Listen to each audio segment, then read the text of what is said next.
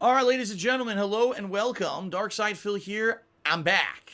I'm back for my trip to Connecticut, which was about a week. I actually left 1 week ago today. And at this point, actually, I was already on the flight to Connecticut. At this point, 1 week ago today. The week was crazy. The week was full of activity. The week was very fast. The week obviously had some surprises in store for people. Um, and basically, what I think, you guys are owed is a full on kind of explanation, a full on kind of deal when it comes to talking about this trip, what it meant to me and Kat, what it meant to my parents, what exactly, how it went down, how it was planned, how things happened. Because the thing is, guys, as you know, this trip originally started off as it was going to be a trip just to visit my parents. And, Kat, who I had been with for 2 years, wanted to meet them. My parents are getting older and are not in good health. And it was a trip basically for her to meet them and for us to all spend time together before my parents basically got to the point where their health was a big issue. And I'm going out there instead of to spend time with them to basically say goodbye to them. You know what I mean? As you all know, I'm not in a very good situation financially at all. I'm just not. I'm in a really bad situation where I'm overextended. I don't have money for things like, I can fly across the country and visit my parents whenever I want. I can't. I barely have enough money to pay my bills on a monthly basis a lot of times. And, recently, as you guys know, I've needed some support in regards to taxes and running 2 special events and all of that. I mean, the thing you guys see behind me, which I haven't even had a chance to take down, is my birthday/marathon decoration for the second marathon event that I held right before my trip, where I was raising funds to pay my taxes. Which, by the way, is 100% transparent true. I'm going to explain all of this in this podcast right now, so you're going to have all of your answers, okay? So let's not get ahead of ourselves. But you guys know, in a unique way, things about my behind-the-scenes situation financially and the like. And so this trip was something that was out of the ordinary, because how the hell is Phil traveling across the country to visit his parents when we know this guy has no money and we need to help him out with taxes and stuff, right? And so every piece of the way, I was trying to be transparent with all of you about this trip, how it was going down and everything. But behind the scenes of all of that happening, there was something else going on in planning for a marriage between myself and Kat. And this was the big shocking surprise that happened during this week that people did not expect whatsoever. And didn't see coming. A lot of people were like, whoa. In fact, people outright had kind of alluded to or asked me, sometimes just outright asked me on the streams the last week or so before I went to Connecticut, are you going to get married when you're in Connecticut? And I, on the fly, had to just literally make shit up to try to find a way to try to justify that we're not, so people wouldn't suspect it, okay? So the big shocker here is that I knew going to Connecticut would already be a week away from streaming, and people would want to know when I came back what I did and everything, and that's why I was setting up this podcast. But in reality, in the back of my head, I knew I was getting married to Kat while I was there, and that when we finally announced that publicly, people were going to explode. Oh my God, we never expected it. And the thing is, there's two different sides of thinking here, okay?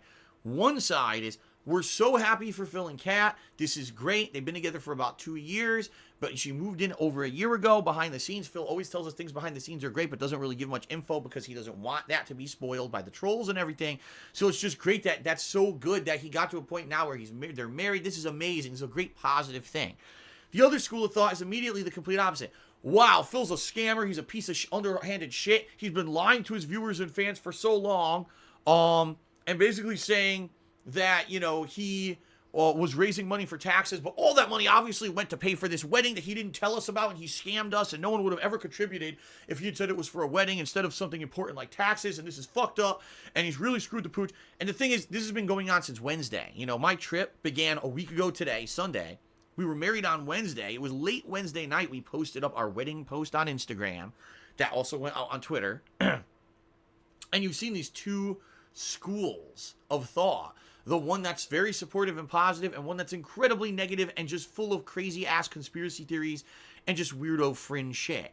And as I said on the pre-stream, but I'll reiterate this as I start this podcast today, the reason I'm doing this is very much for those who are supportive or maybe for those who have some legitimate questions. This is not a show for those fringe assholes who are just so insane in the head that, number one, the first thing they thought to do when they see a wedding post is to slam it with slanderous insults.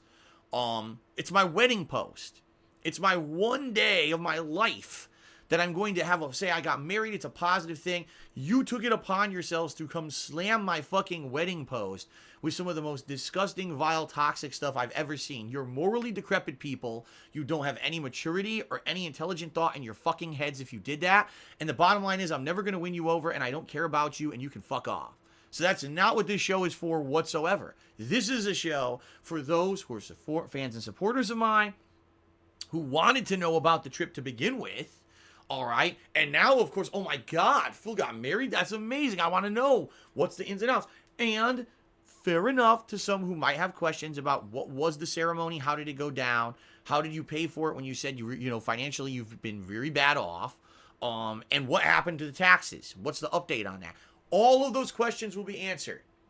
All of those questions will be answered on this show. That's the point of me doing this. And those are the people who I want to help and address. Because I feel that after 10 years of being a content creator on the internet, being able to do this for a living since 2011, I do owe some answers, okay? Do I have to tell you every piece of personal information whatsoever? Do I have to pull evidence and shit out of my ass and say, look at this document proving that we were married, and look at this receipt saying this is how much the tuxedo, it wasn't even a tuxedo, it was a 10-year-old suit, but you see what I'm saying, how much this cost and that cost? No, I don't owe that to anybody, all right? I don't. But at least I can sit here and give you some answers to some extent, okay? What I do want to say is that I'm going to basically take my time, and I'm going to be very honest, even though I know people will probably be contributing and stuff during the stream, after I do this initial grouping of shout-outs, I'm not going to interrupt myself with shout-outs and stuff. I'm just going to keep going.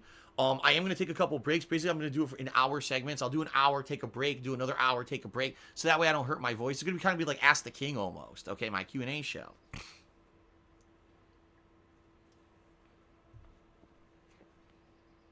Then once I'm done explaining everything, okay, which is going to take a while, it's going to be day-by-day stuff about this trip and everything. It's going to take a long time to explain.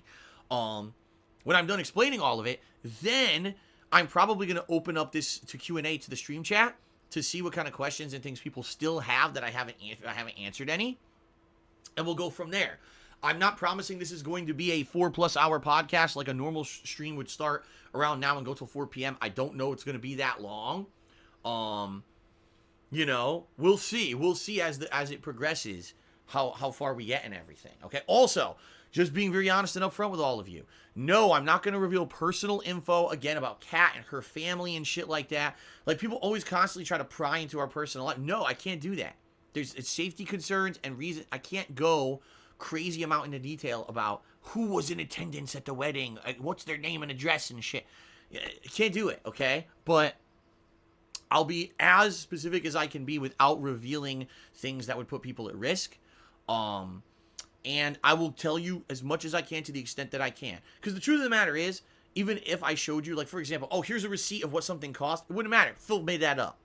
That's what I mean. Those people who want that insane amount of evidence, they'll just say I made it up anyway. So what's the point? You're absolutely right. Right now, I have an email in my inbox from my tax guy saying, here's what you need to pay to qualify for the tax plan. It just literally says this. Here it is. And then here's the process. If I showed you guys the email on stream, you could say, well, Phil typed that. You're right. I have no way to prove that I didn't type that. So what's the fucking point? What's the point of showing any of it? I'll just tell you what I can tell you and go from there. And there's going to be people who believe me. And there's going to be people who don't. All right. I still think it's kind of funny. I got birthday decorations behind me when my birthday was over a week ago. Also, before we get to it, Chestnut's right here. Chestnut's not here because I had him up here. He kept falling during the pre-stream. I said, I'll put him over here. He's on the arm of my love seat. So he's here. All right. Don't freak out. Say, where is Chestnut? Did Phil get rid of him? No. He's right there. Okay. Fair enough. All right. Let's do a couple quick shout outs and then we're going to get started. Okay. Let's see here. Hey, Phil, tip the dollars. It breaks my heart you spent your honeymoon eating burgers at the zoo. Really depressing. I did not eat a single burger when I was in Connecticut. Don't know what the hell you're talking about. Going to the zoo was very fun, and one of the many things that Kat and I did in Connecticut, which we'll talk about. But you're right, was there a formal honeymoon? No, there wasn't. We'll talk about that too. I'm going to answer, it's part of the story, okay? King of Golf, cheer. Says the ring looks dope. For a 37-year-old who's married, you look young and healthy. Thanks. Thanks, I guess. There's the ring, very basic. I got the most basic ring I think I could get. Hank, hold on. CM Fool to me $2.50 says, when are you going to stop playing baby online games like Sekiro and Donkey Kong and play real manly games like Pokemon? Later this year when the new Pokemon's released. There's your answer. Hank Duma tipped me $100. Wow, thank you very much, Hank. Listen, guys, just to say, I'm incredibly grateful for any contributions today, guys. I'm not expecting anything. I said this on the pre-stream, and I will actually say this in this video as well. Contributions are much appreciated and incredibly helpful, but they're not expected. So thank you very much to anyone who contributes today. Hank tipped me $100. Says, congrats to you and Kat on your wedding. Very wise to keep it a secret so you have this very important day without any unwanted disturbances. Wishing you and your wife all the best for the future. Exactly right, Hank. Thank you very much. You get it. You get it, dude. All right, let's get Hank up there as the top tipper for the day. Thank you. Also, Orcs or Dorks resubscribed for 21 months. Thank you, Orcs or Dorks, for the resub. King of Golf cheered again. He says, Chestnut, we love you. How did he hold down the fort? He looks beastly. He did. He defended the house. I mean, we did have one of Kat's friends was coming by and checking on the house daily. We actually had threats. I actually had several direct threats via email and also social media, other things, of people saying they were going to come burn down my house and shit. But my neighbors here were aware that I was going to be away. We had someone come and check in on the house every day, and we have security. We have a security system. There's cameras. Like, it's really stupid that anyone thought that anything was going to happen. Nothing did. Thank God. Okay. The last Rambo did a 50-bit cheer. He says, why not try the sing function in Twitch? Because I'm not a singer and I'm not going to be doing it. Ren Jesse James, wow, tip me $50. Thank you, Ren Jesse James. Wow, another very generous tip. He says, I'm really salty you didn't invite me, a random internet stranger, to your ceremony. However, congrats. I finally got a job. Here's a little wedding present. May all the detractors and haters develop horrible, nightmarish. I'm not reading that. That's messed up. I don't want that. I don't want anyone hurt, so I'm not going to read that. Thank you for the contribution now. By the way, there actually were a couple people who contacted me, who I am still in contact with, friends and stuff. I didn't even tell them. I'm not even kidding. This whole thing was 100% like a clandestine operation to be sure that nothing could be spoiled. So there were friends of mine who were like, man, I wish I at least knew. I couldn't have come to Connecticut to your wedding, but I at least wish I would have known about it, so I could have at least maybe done something for you. And I'm like, don't worry about it. But thanks for the congrats.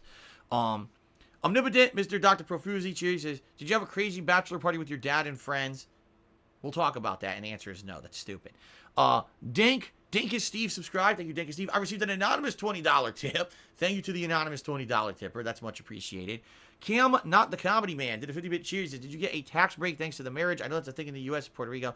No. The marriage, it doesn't count. That would have been a year later. Like next year, I got to talk to my tax guy about how it changes the taxes being married. That doesn't affect anything for this year. And Guitar Player did a 245-bit cheer. Thank you very much, Guitar Player. All right, so from now on, cutting this off. No more shout-outs for contributions as of now. Rest assured, if you do contribute during today's streams, I'm going to give you shout-outs, but I have to get to the point of this podcast and explain the whole story. Fair enough? All right, good. So, ladies and gentlemen, let's start the very best place to start this, the beginning. All right? I moved out here to the state of Washington from the state of Connecticut, where I lived for the rest of my life previously, in 2014.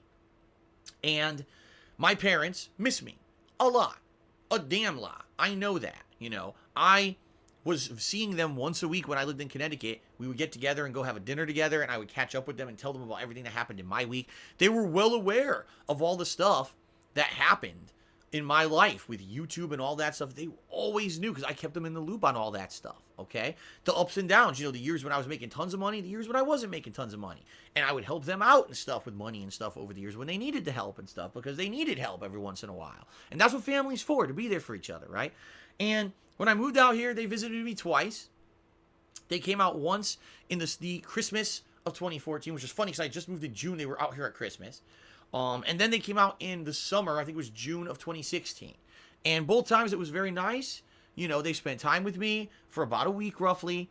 And, a lot of the times, my mom, being very honest, health issues, she has a lot of problems with her back and her knees. She can't move around that much. It would have been nice when they came out here, I could have taken them into Seattle and shown them the Pike Place Market and the Space Needle and all that stuff. But they're not really even in a position where they're, like, my mom's not mobile enough to be able to do that. So most of the time that they spent when they visited me was just kind of hanging around the house and going out to dinners and stuff. And that was really it, okay? It was nice because I remember my mom would make her famous homemade Italian lasagna, which I absolutely love. And by the way, I was upset because during this visit to Connecticut, she didn't make it. But anyway, it was pretty awesome, the 2 visits, all right? Now, my parents, their plan was that they wanted to visit maybe once a year, once every other year. They wanted to keep visiting me out here. However, sadly, and I haven't really publicly talked about this at all that much, things are not going so well with my parents, and it's not like job-wise or financially, it's health-wise. They're getting old, they're both in their 60s, and my mom's health has declined for multiple reasons. I'll tell you. Number one, as I told you, her knees and her back. She already had back surgery, fusion in her back. There's a metal plate in her back. So it's hard for her to even get around. She walks with a cane. She walks hunched over, okay? In addition to all of that, she's a smoker. She's been a smoker her whole life, and now it's caught up with her. Does she have, like, life-ending cancer? No, but she's fucked up inside because she smoked her whole life. And basically the way the doctors are explaining it is you could live a while still. It could be tomorrow. We don't know. It depends, because when you get older and you have issues like that, oh my God, you've been smoking your whole life, things could fall apart overnight. You don't know. And so quite frankly, with her health, we don't know what's going to happen. She could be around for a long time or she could not, all right? But the thing was, even with those issues, my mom was still able to come out here because she had my dad to help her. Well, ladies and gentlemen, this is kind of the really messed up thing right now, is that my dad now, his health has monstrously declined in the past couple of years. He was always healthy. When he was younger, he was a bodybuilder. He had many physical manual labor jobs in his life, moving freight cargo and doing these kind of things. And he's tried, as he got older, he tried to stay physically active and physically fit, but he ended up kind of getting a little bit overweight. And basically what happened is 2 shitty things have happened to him in the last few years. First of all, and this was about, I'd say probably late 2016, early 2017, his back got fucked up like mine. Now, for those who don't know, because my back has not been an issue for years, I used to have an incredibly bad back injury. It was a severely herniated disc in my lower back. I believe it was between the I think it was L3 and L4, or L4, L5 vertebrae. I can't even remember. Basically, it's the vertebrae that controls things such as your ability to use the bathroom. Yeah, not good. Not good that if I tweak my back the wrong way, I could piss my pants, right? I was bad off, all right? Now, in my injury experience was that I had shooting pain at random points down my legs. I had numbness in my legs, and my muscles in my lower back and all the way through my legs were incredibly tense. Okay, incredibly tense. To the point where I was in pain. I was sitting here playing games for YouTube, wincing at pain and stuff a lot of the time. I just never let it come through in my videos, how bad off I was. I had this back stretcher thing that I was using to try to relieve pressure on my back. But the truth of the matter is, once I moved out here to Washington State, I made life changes that basically made it so that I wasn't stressing my back out anymore. Now I have a garage so that when I go grocery shopping, I drive into the garage and I just walk my bags right into my kitchen. When I lived in Connecticut, I had to park in a fucking lot where my space was on the other end of the condo facility. I had to walk multiple trips with bags up icy fucking stairs and shit to get in. It was bad. Weather out here is much more moderate. It doesn't stress out my back or back muscles anymore. Basically, with the life changes I made, I don't have back issues anymore. The swelling in the disc went away. And even though the disc is damaged, it's always going to be damaged. Very rarely do I have issues with pain or whatever. Maybe on a day if I'm out all day and I do some lifting of bags or things, you know what I mean? Then maybe, or if I'm on my feet literally all day, then I get some pain and whatever. But for the most part, my back issues have cleared up. But as my back issues cleared up, my dad ended up getting tons of fucking back issues. Multiple discs in his back, all screwed up, severely herniated. Ended up going to multiple doctors for options, and they're basically like, you can do physical therapy, you can go on some drugs, you can get surgery. Of course, now there's a ton. When I had my injury 10 years ago, Basically, the only surgery was spinal fusion surgery, which is very risky. It's like 50-50. 50% chance it works and you feel better, 50% chance it does nothing and you feel worse. So I didn't do it. I just basically toughed it out. Now they've got 100 spinal surgeries with lasers that are non-intrusive and all this shit. So my dad kind of, weighing and balancing what he should do in regards to his injury. And he's had it for about 2 years now. And basically he's found ways to adjust his lifestyle to make it better. And what I mean by that is he now has a job that's really close to where he lives. He used to have jobs where he had to drive a long distance. Now he can walk to work. Okay? He's at work. They have desks where he could stand up all day rather than sitting down in an uncomfortable position and putting pressure on these discs. Just little things like that. Now, it sucks because, this happened and now he's lost weight and he looks gaunt. Like, you know what I mean? Like, he's in so much pain a lot of the time from his back that he's not the vibrant, active guy he used to be. And I don't blame him. I was the same fucking way. When I had this pain, whatever, it was just like constant pain. Every moment pain. Every moment you're in constant pain that you're conscious. And it kills you. It does. It mentally starts to drain you. And I can see it on my dad. You know what I mean? And it sucks because I've known him his whole life as the vibrant, active, strong guy who would come around to do the heavy lifting and do the things, and now he's not anymore. So because this happened with his back, my parents can't visit me anymore. I've lived here for 5 years, and it was the summer of 2016, almost 3 years ago, the last time I had seen my parents, and they can't come and visit because I can't fly across the country anymore. My back's too fucked up. I can't do it. And God forbid, he tries to come across the country with my mother. My mother falls, and now he can't bend over to help her because he's all fucked up. You know what I mean? So, this sucks. Okay? Sadly, that's not the end of the bad news about my parents. On top of all of that stuff going on, because of all the stress that my dad has been under in the last 2 years since his back's been fucked up, he now has terrible heart problems. Terrible heart problems. And I don't really want to go into detail about how bad they are, but there's been some pretty bad scares. To the point where my mom kind of pulled me aside during the visit, and she said, just so you know, I know I'm bad off, and with my lungs and everything, I'm in a situation, your dad is kind of in the same situation with his heart, where one day he might end up in the hospital, or, we don't know. He's on 100 medications, and he's trying to do, but there's days where he has issues with his heart, and it sucks. It really sucks because these are issues that can't be helped. These are issues that it doesn't matter what my dad does. One day could be the last day. Same thing with my mom. One day could be, that's it. And so knowing all this for the last, not even exaggerating, the last year, my parents have been talking to me about, can I come visit them? And I keep telling the guy, how can I? I have to be here to work every day. I've got myself into such a horrible financial position in my life that I'm overextended. I literally can barely make minimum payments on all of my financial obligations a month. Some months I overdraft my bank account. I've maximized all my credit to the point where I don't even have enough credit on a credit card to buy plane tickets, let alone if I need to get a hotel room or a rental car or any of those things to be in Connecticut. I can't do it. I'm done. I'm at a point now in my life where financially I'm fucked.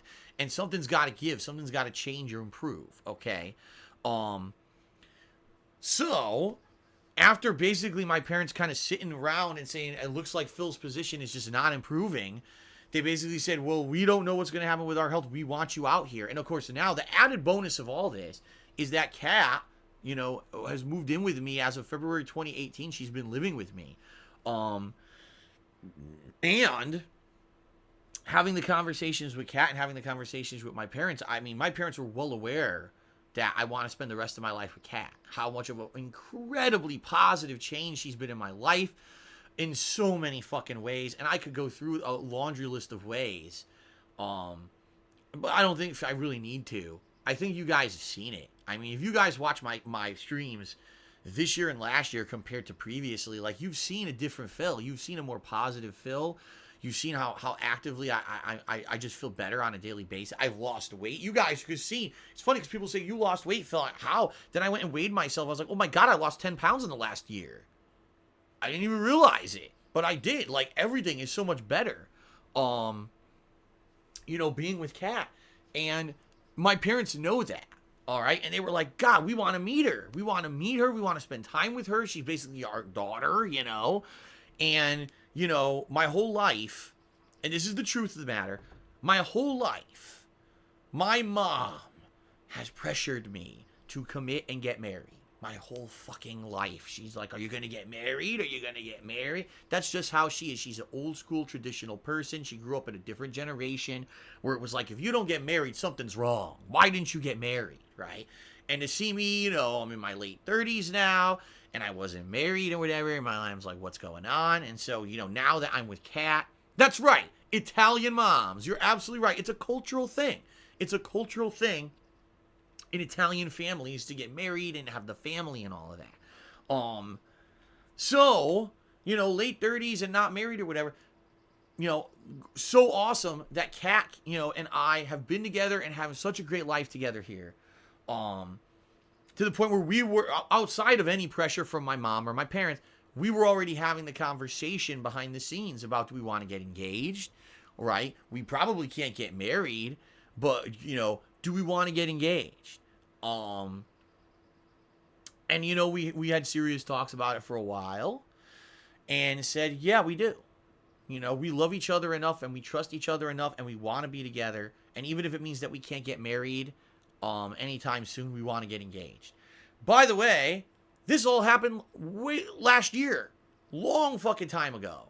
All right, I'm not going to tell you the specifics of when or whatever, but basically all this discussion happened last year. Kat had been living with me for a while, and we were going together perfectly. Our lives were so much dramatically improved, and we had gotten settled in. And Kat had gotten settled in with a job and everything. Everything was going good for a while.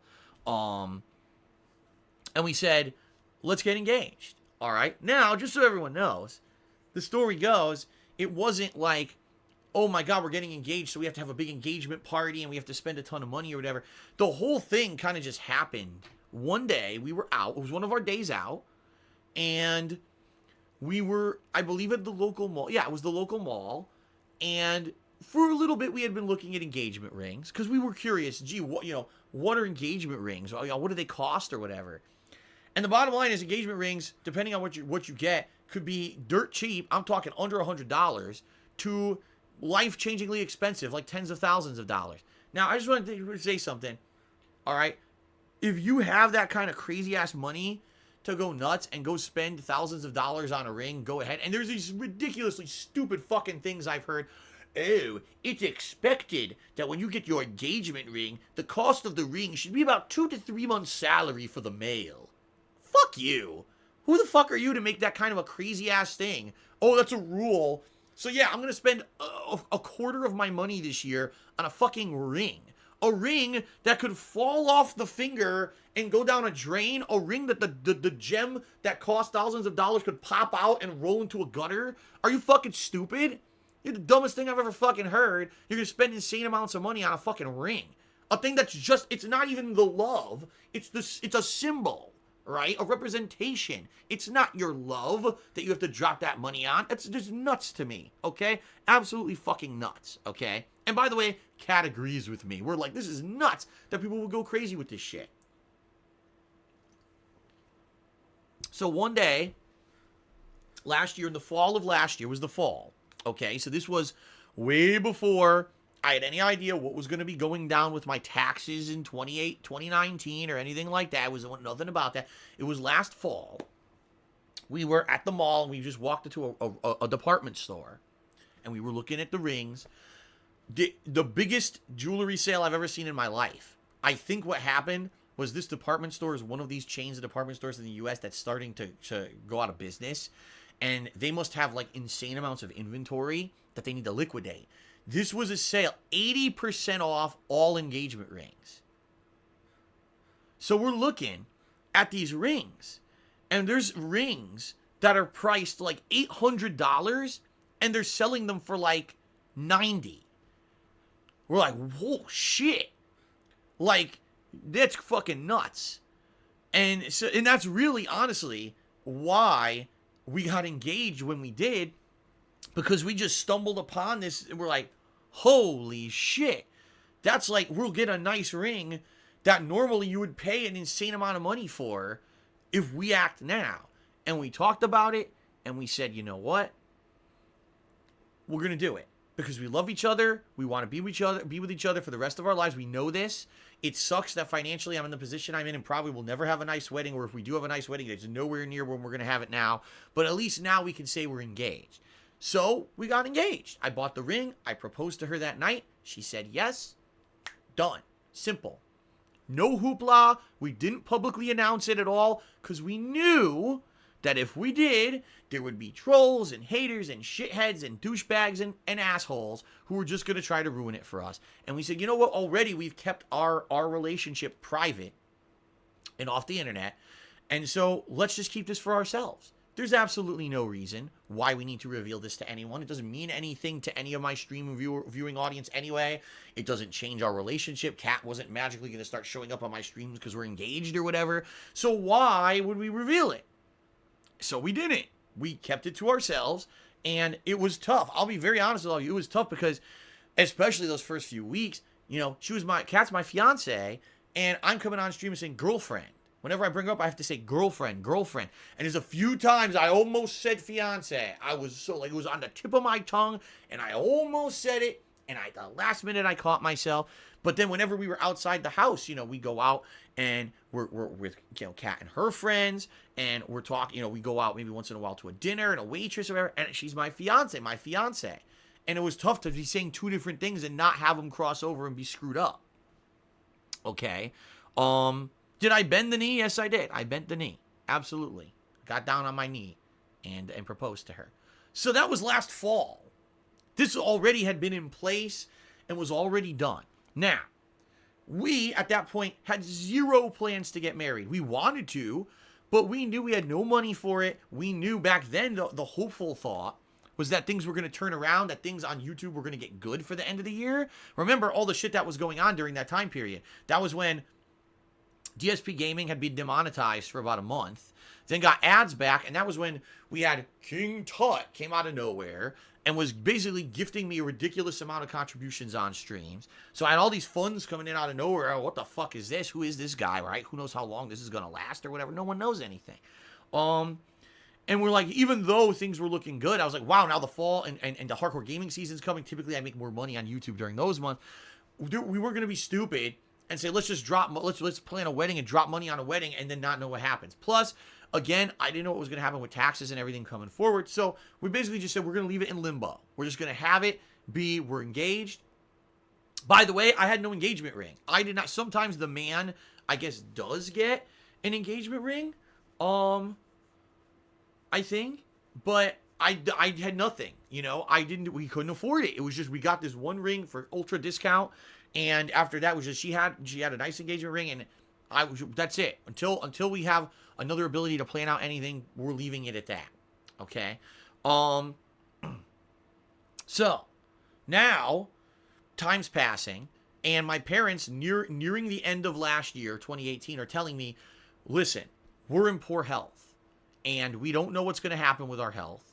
It's a situation where it's day to day. Any day, one of us could even go or could wait. You know, the doctors don't even know. So we want you to come out here. And I was like, yeah, I'm sorry, Mom and Dad. I can't. My finances, there's no way. I don't have the credit to pay for it.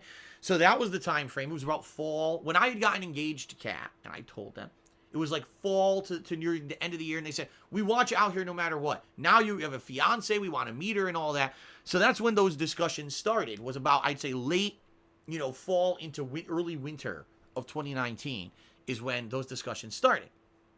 And ultimately, when I started talking to my parents about it, I was like, well, looking at the gaming schedule, for 2019, for my work schedule, it's looking like the months of January, February, and March are going to have some good stuff in them. Now, incidentally, of course, we all know how that went. January was pretty good. February was like a big, stinky, gaping hole of crap.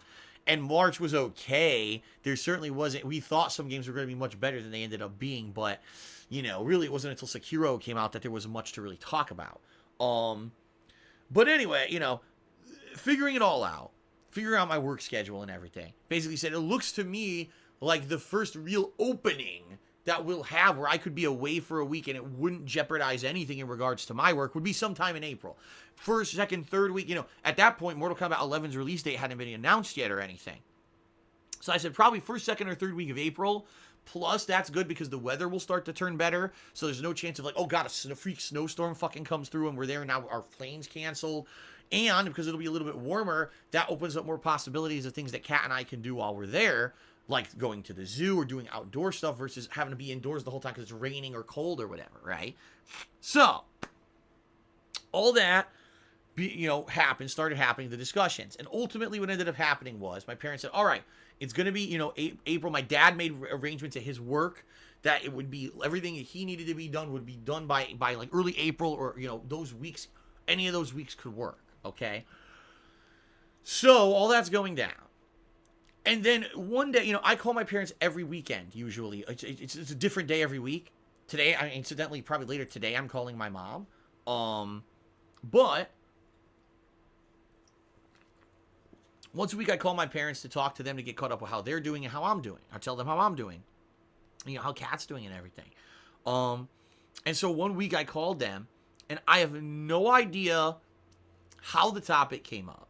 But basically, my parents said to me, are you guys actually going to get married now? You've been engaged for months, and are you considering really, tying the knot? I said, I would love to do it now. But, the only thing we could do for ourselves, because we have no money, would basically be to go down to City Hall, where we live, to a justice of the peace. And by the way, just so everyone knows, since there's such stupidity and just total ignorance and conspiracy theories around getting married, ladies and gentlemen, I'm going to explain to you how it works in the United States because a lot of people seem to have many misconceptions about this practice. Okay, so let's go ahead, and let's go ahead and talk about those. Fair enough. Phew. So, to get married, there's a few things you need to do. The first thing you need to do is you need to contact the state that you're going to get married in. You have to contact the city hall of the city or town you're going to get married in. And you need to tell them, I am from this place. I want to get married in your city. And I want to do it through a justice of the peace. It's not going to be like a formal ceremony through a church or whatever. Because if you're going to do a church, then you got to do even more complicated stuff, contacting a priest or whatever. And the bottom line is neither Kat or I cared about that. Although I'm sure my mom, who raised me Roman Catholic, would have loved that we got married in a Roman Catholic church. I didn't care about that, and we just didn't care about it, and we weren't going to do that, okay? So, at a minimum, what you need to do to get married is get a marriage license from the city or town you're going to get married in. And what you need to do is provide them with tons of information, like your name and address, the names of both your parents, and where they're from, your education level, all kinds of shit. You got to give them all this information, okay? And then you have to provide proof of who you are. If you just have a driver's license, a lot of states will accept that. Some states are more picky, and they actually want a birth certificate copy or even your social security card. It all depends. Every state's different. It just so happens the state of Connecticut isn't very picky. But basically what we were going to do, Kat and I eventually, we were just going to go down right here to our downtown city hall, give them the information, get a marriage license, pay a justice of the peace. But I believe you could do it for free, but the way it's expected that if a justice of the peace is going to marry you, that you give them some kind of a tip. You know what I mean? They don't have to charge for it. Excuse me, they don't have to charge for it. But that being said, they expect something for it. It's a nice gesture. Oh, you married us. Here's a little something for your troubles. Okay. So a marriage license costs about $50. FYI, in America, it's about $50. The justice of the peace, you give whatever. You can give them a $5, or you can give them, a lot of. It all depends on how you know them or what kind of Some justice of the peace, they go all out. They have a big ceremony they plan. They have the things that they have you repeat, and they do very elaborate things. And others will just do whatever the hell you tell them. They'll show up. Okay, you're married. You're done. It's just like that. So. It's quick. It's a very quick thing to just get married. That's what we were planning on doing. Eventually, one day, we would just go down to our city hall. $50. Here's your marriage license, justice of the peace. You're now married. Stamp the paper. You're done. That's what we were going to do. And my parents said, well, you're planning on coming out here, in April to visit us. We're in, already. So for full transparency, everyone, everything I've told you about this trip is 100% true. My parents are paying for the whole thing. They paid for the flight. They paid for all accommodations, transportation.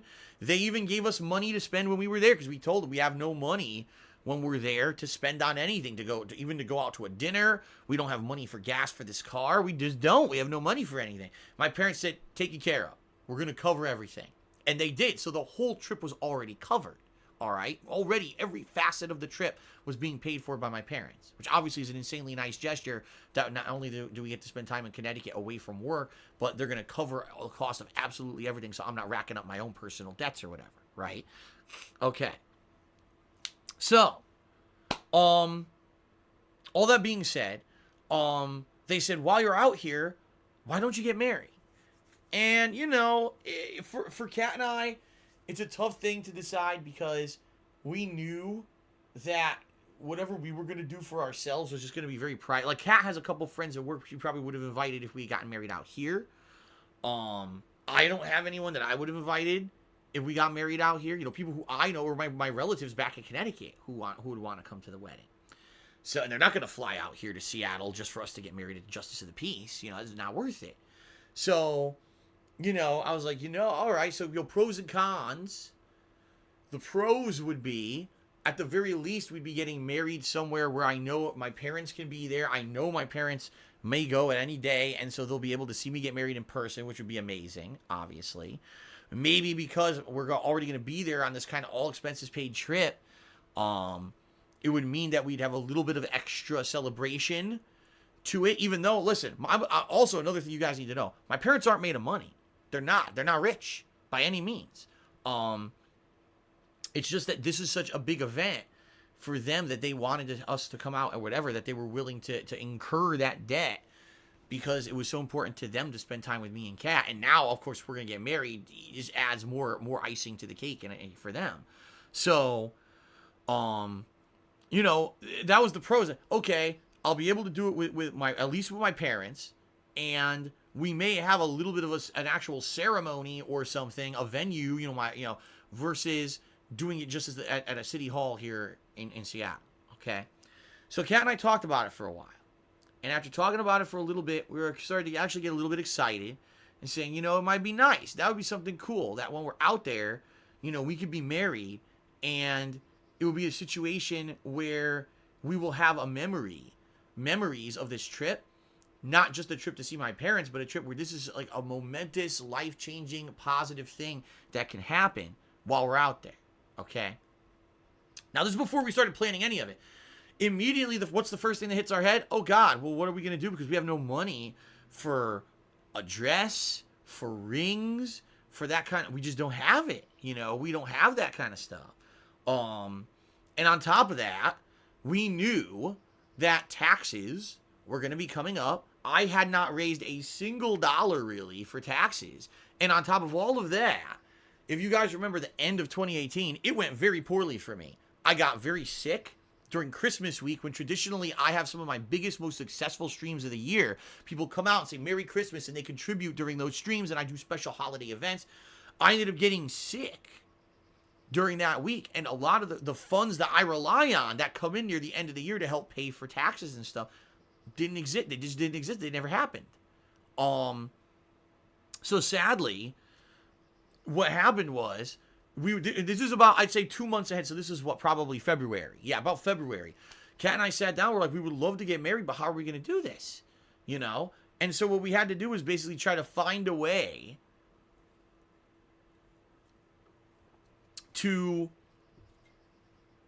afford doing a marriage. And so we basically cut every corner possible. Every fucking corner possible. My suit that I wore is the same suit I've owned for 10 years and worn once. I bought that suit when I still had my office job and I was doing YouTube as a hobby. My friend at the time, who was a former friend who I used to play Street Fighter with back in the day, got married, and I bought that suit to go to his wedding. So that was a situation where I had a suit that, actually in reality, that suit would not have fit me if I hadn't lost weight in the last year. because that suit was back when I was super skinny, and then I gained more weight again. So because I had lost the weight, that suit fit. So I was lucky because I didn't have money for a suit. And that suit was in the closet. I kept it with me during my move across the country and was just sitting there, only worn once. And I put it on. I was like, you've got to be kidding me. It's like the stars are aligning. The suit fucking fits. It was amazing. I was like, holy shit. This is crazy. Kat went and went out with her friends and looked for a dress and found an incredibly cheap dress. Not at a fucking bridal boutique for thousands of dollars. If I'm to understand it, she wouldn't tell me. Because, by the way, just like it's the tradition, the groom is not supposed to see the dress until the wedding day. I never saw it. I didn't know anything about, exactly where she got it. She never, but she apparently got it, like, really cheap. Definitely under $100. Okay? As for the rings, that was something that we knew we were going to have to spend a little bit of money on. And what I mean by rings, not the engagement ring that she got, but our wedding bands. This is my wedding band, and then I got a wedding band, we got a wedding band for her that matched her engagement ring, so it kind of fit in together. Because her engagement ring is actually, unlike a normal engagement ring, usually it's like a square cut. Hers was like a diamond design. So because of that, we had to get a wedding band that would match up with it, and it was a little hard to find one. But basically, we ended up getting rings, and my parents helped with it. I told them the situation, and they ended up helping out with it. So that it wasn't, oh God, we're dropping hundreds of dollars out of our pockets. So all being said, all I had to get for the wedding was a belt and a pair of shoes and a tie. Okay? And all Kat really had to get was a pair of the dress which she got, and a pair of shoes and a veil. And that was it. And we got everything on cheap, on discount. I mean, all in all, wrapped up, we probably spent under $200 for all the accessories and things that we needed for this wedding. No lie. Everything else was taken care of by my parents, okay? So, that was all the preparation that we did for this. So, what ended up happening was, now that we basically had figured out it is feasible, it's actually feasible to do this, my parents and I began planning, how are we going to do it? And we started talking about, well, if we get married, what venue? Well, my parents were like, we're not going to do a venue. We don't have money for that. We can't go rent a fucking hall. We can't rent anywhere. We'll do it at the house. Do it in my parents' house. My parents' house is nice. It's hilarious because my parents still live at the house that I lived at with them my whole life until I moved out and got the condo, in 2009. And that's where I did all my YouTube videos.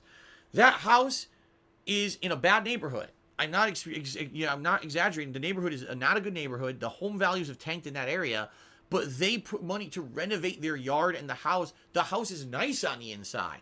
I was like, Mom, do you realize you're the only house in this whole neighborhood that looks like this on the inside? Do you really think any of your neighbors here put money into their homes like this? Like, your house is so nice, but you basically wasted your money. You should have moved somewhere nicer. But my mom is set in her ways. She doesn't listen to me. She just wanted to live there. So we basically said, we're just going to do it in a house. Okay? And we did. That's what we were planning. We're just going to do it in a house. No venue. Okay? Who's coming to this thing? Well, being that it's in Connecticut, it's immediately out that any of Kat's friends or whatever, they're not going to fly across the country for this thing.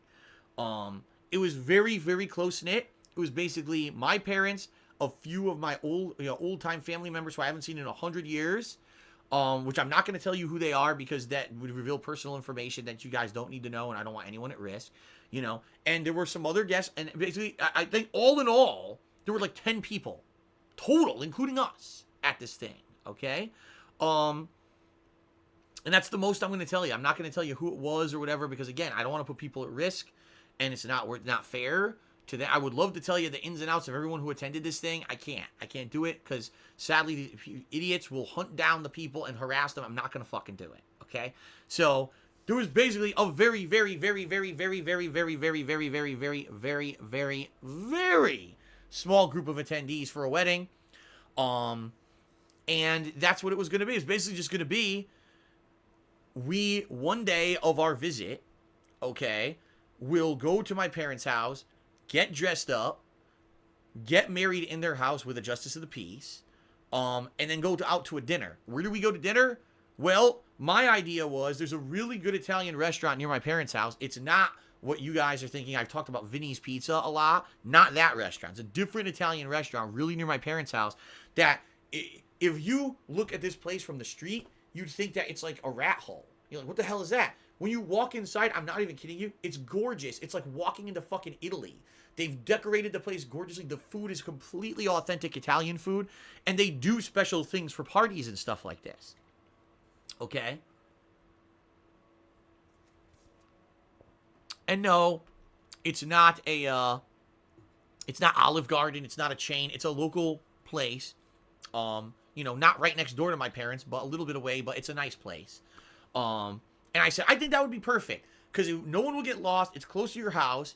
We can just go right over there, have a nice family dinner after we're married, a celebration or whatever. And that would be a perfect end of the night. We don't need anything fancy. We don't need dancing. We don't need music. We don't need crazy receptions. We don't need a venue. It could just be get married at the house, drive down, drive a little bit, have a nice dinner, done. And, that's what it was. Now, I'm going to give you all the details, because there's a lot of details I want to tell you about the day. My God, the food and everything went so nicely. And I definitely got to outline that stuff for you guys, because it was such a nice day. I'm going to remember it for the rest of my life. I'm so happy. But that's basically the whole plan. You know what I mean? It was a very chill day, okay?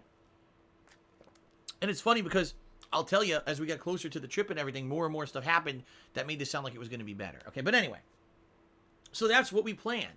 But when we planned all this out, we well knew that number one, I was going to have to break it to you guys that I was going to Connecticut. And I think I did, if I remember correctly, I kept telling you, it'll be like early April, I don't know yet. And then finally, it was about mid to late March when I finally told you guys the week in April that I was going. Oh, I knew the week I was going for like 2 months.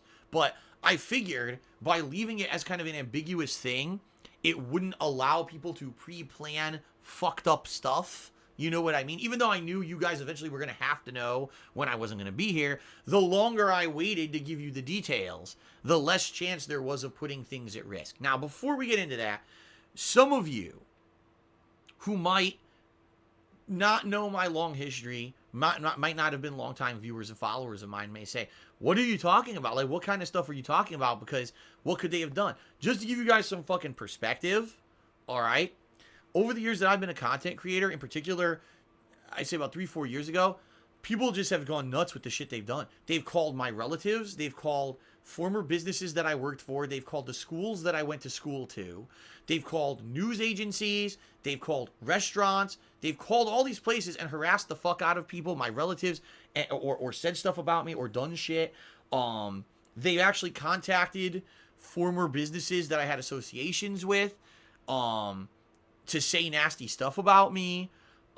They have signed me up for endless amounts of stuff that I never agreed to, that I then had to try to get out of, just because they know basic information about me, like my name and address and phone number.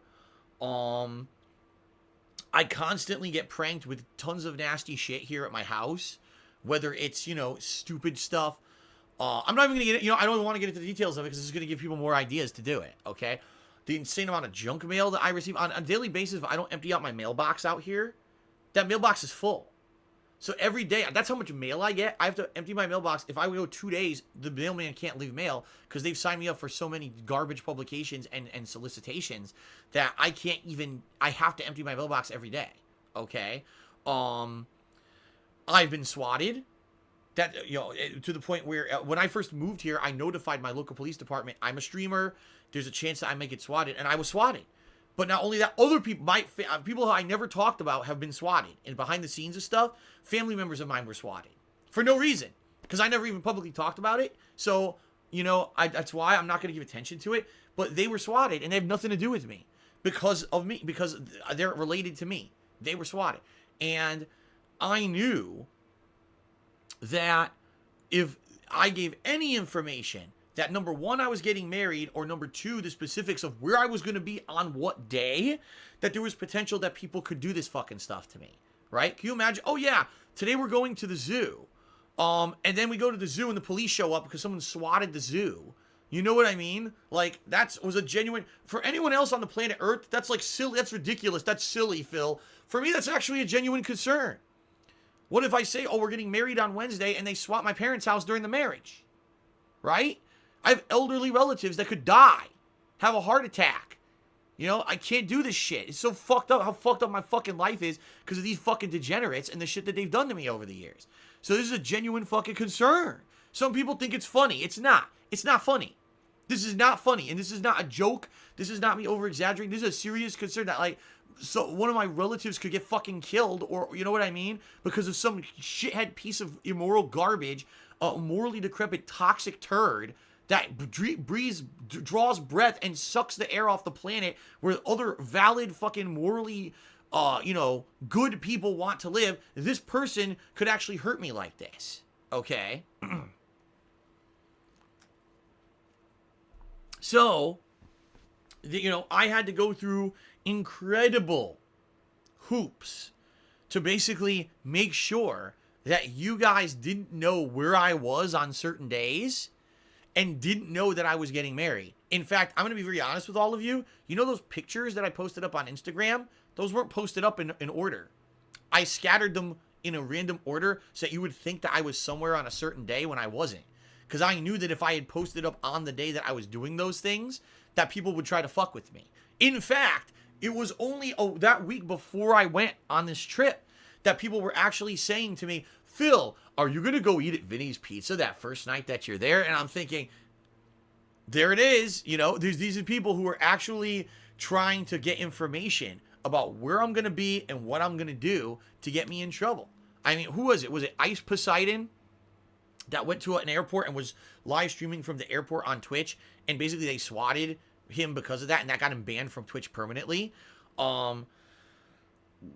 You can't put this shit past these people. You can't. Okay? So I had to take incredible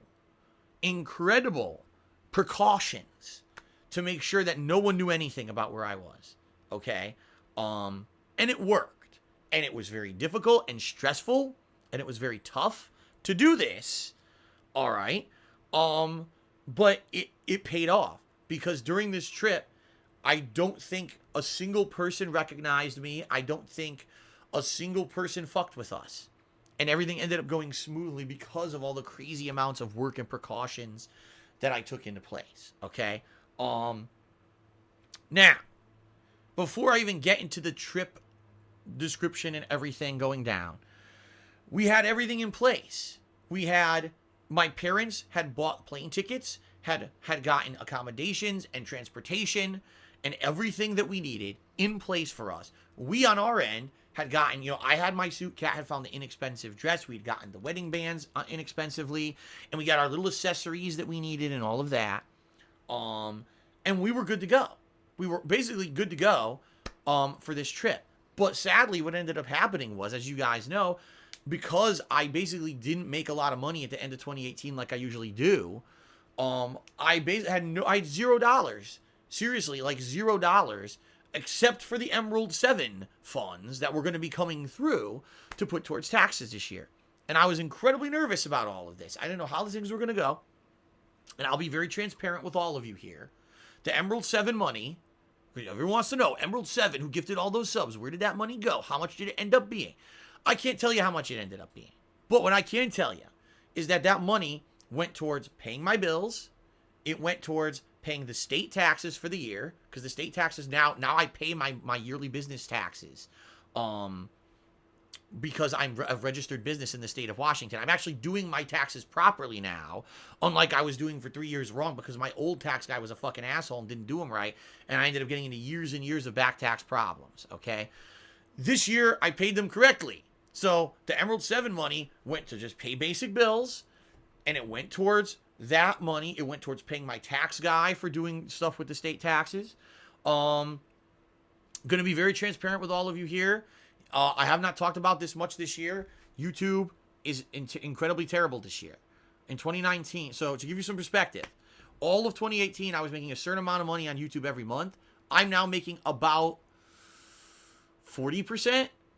I guess would be about 40% of what I was making every month on YouTube last year, I'm now making this year. So all of a sudden, January hit, I was making this much money. I'm now making this much money on YouTube every month.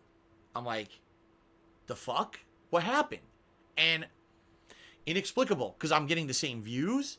it appears I'm getting the same number of advertisements on my videos, my revenue just went like this, and no one can explain it. I've asked YouTube specifically, and they say, oh, well, no, revenue's not guaranteed, ad revenue variates, blah, blah, blah, blah, blah.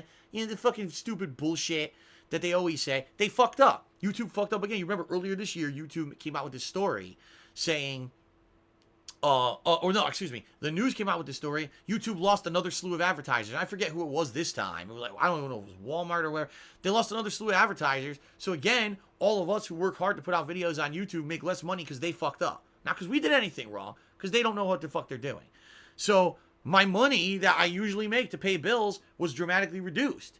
So Emerald 7's funds that I was hoping was mostly going to go towards federal taxes was greatly depleted just paying fucking bills for the first 3 months of 2019 because I was making thousands of dollars less a month, okay? So come this trip coming up, all right, which we had already predetermined, we had already had planned and everything, I basically talked to my tax guy. I told my tax guy the amount of money that I did have to put towards the taxes, okay? And he gave me a quote. He basically said, you know, roughly $5,000. If you can raise roughly $5,000 to put towards the back taxes that you owe, which in total, I believe, were around $17,000. I'm just doing this off the top of my head. I don't remember the exact number.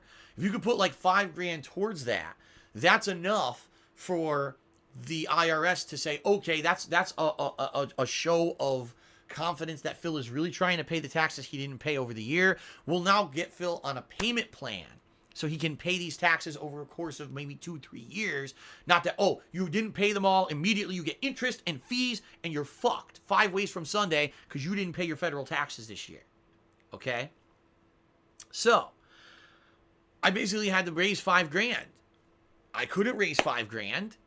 You know, where am I going to get $5,000 from? I have nowhere to get it from. All the money that I have is now accounted for going towards these things.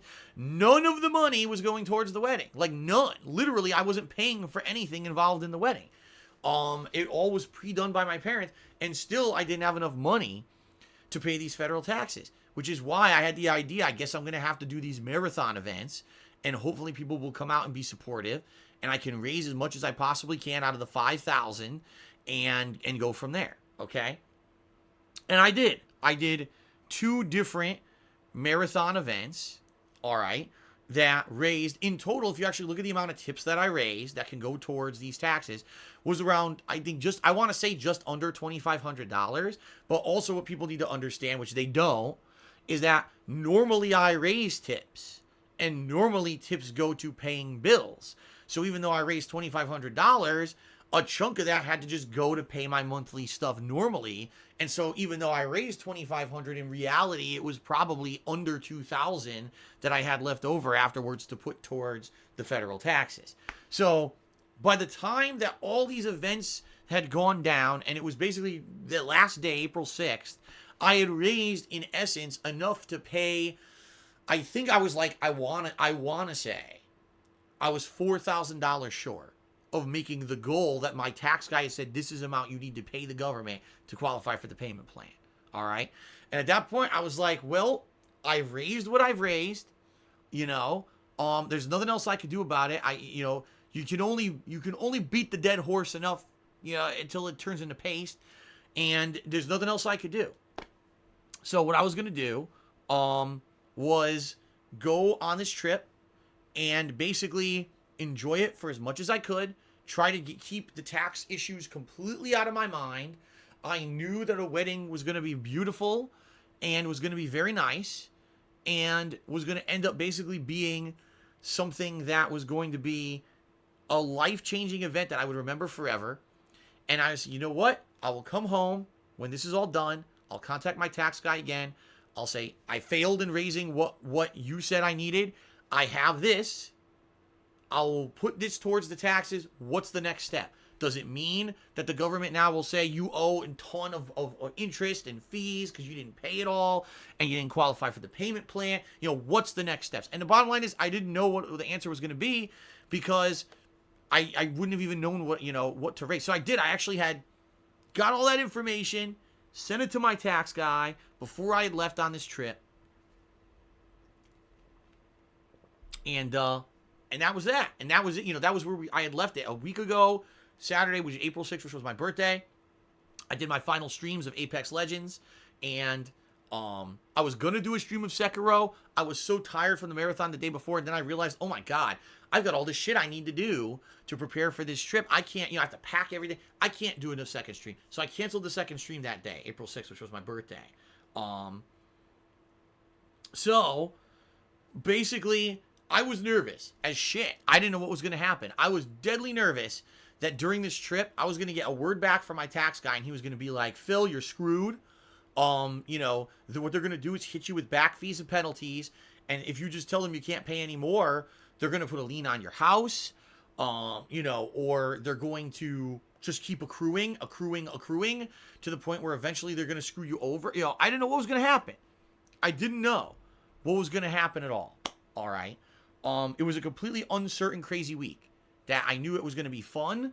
It was going to be a great trip to Connecticut to see my parents. I was going to get married, but I didn't know what the hell I was going to be coming back to on the tail end of it. I had no clue. Okay?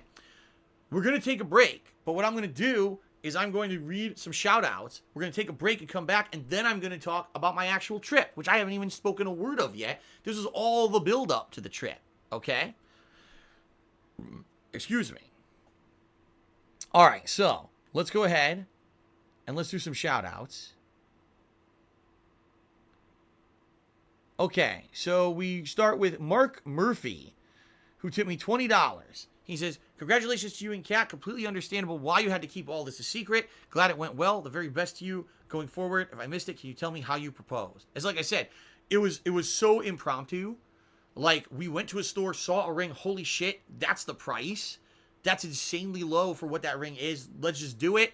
Bought the ring, came home, down on one knee, boop, done. It was just, just like that. It wasn't anything elaborate or planned. It was just boop, because all of a sudden we could afford it. Boop, done. Condo from Connecticut, tipped me $5. Says, I'm a man and I love you. Can you be in a polygamous marriage? No. King of Golf cheered, and he says, Derek Loves Lemur says, that's great you had people take over the house when you were in Connecticut with Kat. John says, this is a really cherishing and heartwarming moment. I appreciate you telling your fans about this. Silent General did a 100-bit cheer. Thank you, Silent General. I got a $1 tip from someone who says something about getting unbanned. I don't even know what it means. Thank you. Ben Boxer cheers. Says, Blood Diamonds, Phil. I don't want to talk about that. No, hopefully we didn't purchase Blood Diamonds. User Gate 14K has resubbed for 17 months. Says, congrats, Phil. DSMT tipped me $5. Says, don't you realize that acoustic foam is a fire hazard? I remember that was part of the reason why the station nightclub fire happened in 2003. Well, if I didn't have the acoustic foam, this office would sound echoey as shit and terrible. This foam has been up for about 4 years and haven't had a single issue with it. I don't think we're going to have a problem since I'm home literally almost every single day all day. But thanks for the concern and thanks for the tip. Ben Boxer did a 50-bit cheer. He said, married or not, Phil's the apple of my eye. Then we had a troll cheer that I ignore. Let's see here. Indeed Jabs tipped me $1. Says you should have a reality show called Keeping Up with the Burnells. Joking, congrats. Still Stream 42 has subscribed to the channel for 10 months. Thank you very much. Wrathful Knight subscribed for 5 months in a row and says, hey, congrats on your wedding. Thank you, Wrathful Knight. OG Descent also subscribed for 2 months. King of Golf HD cheered. He says, people swat zoos. I mean, do I realistically think that people swat zoos all the time? No. But if they knew where I was, I wouldn't put it past them. I told you guys, they swatted people that have nothing to do with me just because they're related to me. So, yeah, they would have swatted the zoo. Lawler Mittens cheered. He says, I believe if you didn't want people to get mad, you should have been honest from the get-go. You said you were going to get married. Don't say where. Don't have to stay in which state. Say you're going to, because now people can't separate money you raised from the taxes and money that's spent for a wedding, and there's animosity stemming from it. That's their own problem. I'm telling you, the only things I spent money on in regards to this wedding were my belt, my tie, a pair of shoes. And Kat spent some money on her dress and the the veil and some shoes. And my parents helped us with the rings. And that was it. When we were there, I'll tell you, because we're not, again, I shouldn't have done this. I'm jumping the gun. The whole trip was paid for by my parents. I didn't spend $1 while I was there of my own money at all. Everything, I'll tell you everything. That's the next part of this show is going to be, I explained the whole trip to you. And everything that I raised previously for taxes is still going towards taxes. And I have a full update on taxes and everything that I'm going to explain to you in this show. So if people have issue with the fact that they can't wait to hear a situation's, explanation, that's their problem. And the bottom line is most people who have issue are just people who fucking already don't trust me. And I can't make those people trust me. Like I said, I could show you documents, I could show you our marriage license, I could show you receipts, I could show you the email from my tax guy. None of that matters, because everyone will say I made it up. So there's no point. Just being honest here. The Last Rambo cheered. He says, if I search for DSP MVC, I would get duplicate videos of yours posted by others that would not attract new viewers to your channel. Okay. You know what it is? I think what he's saying is, when I was gone, maybe he was trying to search for videos for mine on YouTube. What I told you, if you wanted to find videos of mine, Darkside Phil or DSP Gaming playthrough, and then the name of the game. I explained this to everyone before I left. That's the only way to find my stuff on YouTube, because I've always put playthrough in the titles of my videos on purpose to personalize them to me. If you just search in general, you're right, you'll get hater videos, because that's how YouTube works. It's a piece of shit. And Minori tipped me $5, says, do your parents have a caretaker or something like that? No, they don't. Although, I'll be honest, it may be getting there. Again, that explanation is coming, because I'm going to tell you about the whole trip, of what we did, what I discovered being there and everything, okay? Fair enough? So please be a little patient. King of Golf cheers, says, no matter how much people slander you and call you a liar, people like Ma and Anani, I think he meant to say me, will always be here until the end. All right. All right, guys, thank you. What we're going to do right now is take a break. If you're watching on YouTube, there's going to be a part 2. Definitely check that out. It's going to be the trip, me talking about the trip, okay? If you're watching on stream, it's going to be about, I don't know, let's take a 10-minute break, roughly. Not a long break, but a 10-minute break. I'll go get a drink or a snack or something. I finished my energy drink here if I use the bathroom. And then we'll resume. And this is going to be step-by-step me talking about the trip and how it went, what we did every day, travel-wise. This is what people are interested in. Gee, well, Phil used to vlog, and I didn't vlog. I'm going to tell you about piece by piece in this show, okay? And this is going to answer a lot of questions. All right. All right, everyone. So I'll be back in a few minutes. Thanks, everyone, so far for your support. Thanks. Last Rambo just did a 620-bit cheers. What was your favorite mobile phone? What the first BlackBerry I ever had, I really liked, because that was before touchscreens. So the BlackBerry had a trackball to move around the screen like a mouse pointer, and it had a full keyboard. I had fat thumbs, so when I try to type something on my iPhone, I always fuck it up. I have to type it 10 times. When you had a full keyboard, you would click the buttons, and you knew you were typing the right thing. The problem is, they went out of business. So, it is what it is. All right, thank you, guys. Let's take a break. I'll be back with more, the trip explanation on the next part. Thanks.